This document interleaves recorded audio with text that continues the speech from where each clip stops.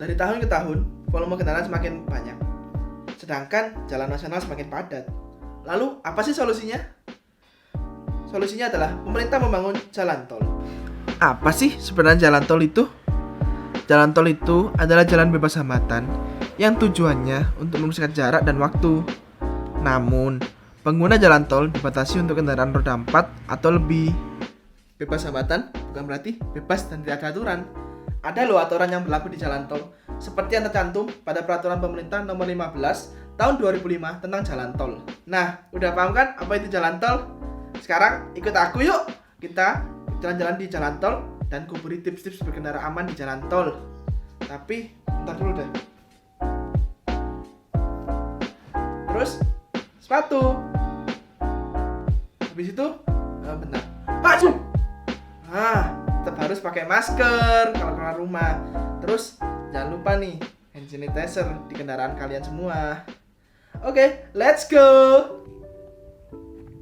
Sebelum melakukan perjalanan, selalu periksa kelayakan kendaraan kita terlebih dahulu. Mau jalan jauh atau dekat, mulai dari cek level oli, jangan sampai kadar oli kurang atau berlebih, dan juga oli harus dalam kondisi baik dan siap untuk perjalanan jauh. Kemudian cek air radiator apakah cukup dan dalam kondisi baik. Lalu cek minyak rem, wiper fluid, dan filter udara. Nah, setelah itu cek apakah ban yang kita miliki dalam kondisi baik dari tread yang masih tebal, dan pastikan tekanan angin cukup. Yang terakhir nih, pastikan saldo etol kamu cukup ya. Nah, udah siap jalan nih, let's go.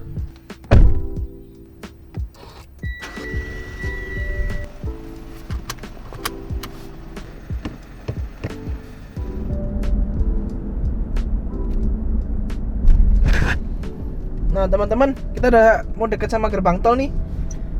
Siapin etol kalian ya.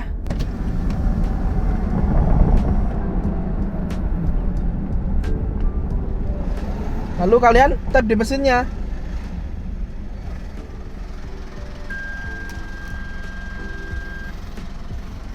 Selesai tapping, tetap jangan lupa hand sanitizer.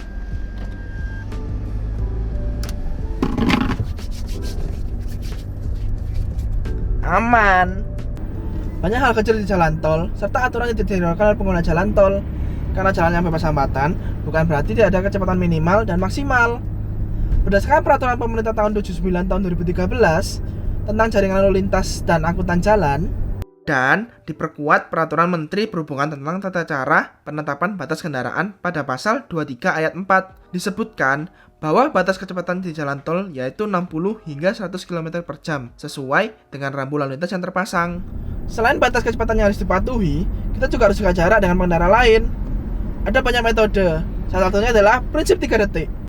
Dalam kecepatan yang dibilang tinggi tersebut, para pengguna tol harap menjaga jarak.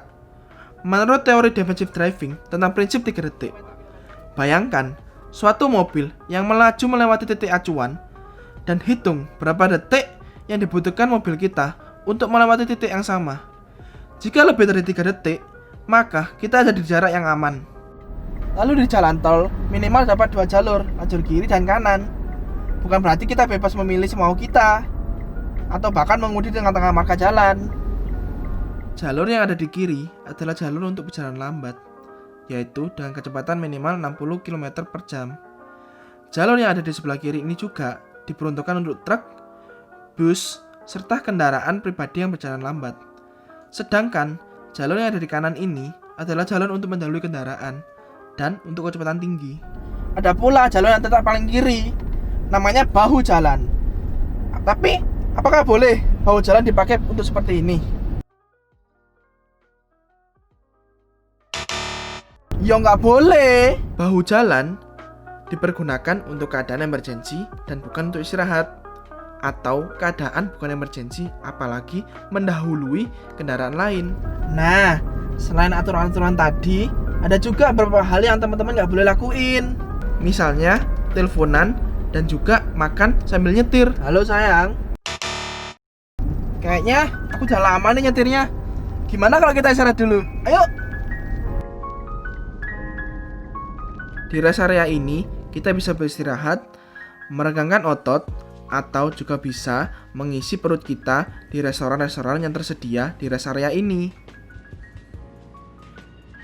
Jadi teman-teman, dengan berkendara aman, kita turut ambil bagian dalam mengurangi angka kecelakaan di jalan raya, sehingga kita bisa mengurangi lagi angka kecelakaan di tahun 2020 ini dibanding tahun-tahun sebelumnya.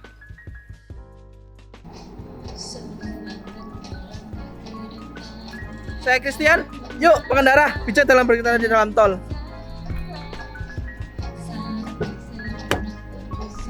Karena satu langkah kecil pun kalian bisa menyelamatkan diri Anda sendiri dan pengendara lainnya.